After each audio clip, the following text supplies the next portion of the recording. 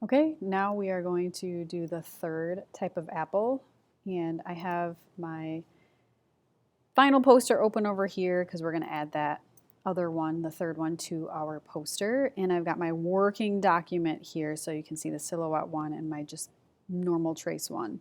So what I'm going to do, I'm going to make sure this one still has all the separate parts because that's important for this third apple. So I'm going to go ahead and make a copy of this. So click and highlight, and I'm going to do Command C, Command V, and I'm going to click and drag this over. Now, we could group this, but we can't yet because we have to color this in. This is going to be, we're going to call this the 2D apple.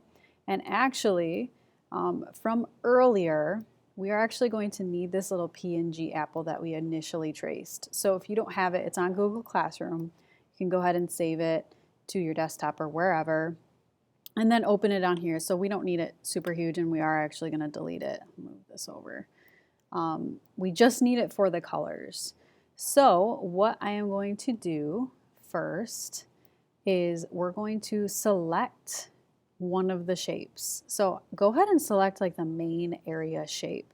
We're going to add color to this, but we're going to add colors directly from this apple. So I have this highlighted, you can see, and we're going to go over to fill, and then in the fill there's a little eyedropper tool, and we're going to use that eyedropper, and we're going to find the color that we want for this main section. So I'm just going to pick that one. Okay. So you can see it filled that in, and you're going to do this with all of the sections. So this section in here, I'll go over to the fill, eyedropper tool, and then same thing, I'm going to find that area of the apple, fill that in there. And then you're going to do that again for all of the shapes. So, ooh, no, nope. Okay. And then if you have, my stem and actually my leaf are on the same, so they're all going to be the same color, which is fine.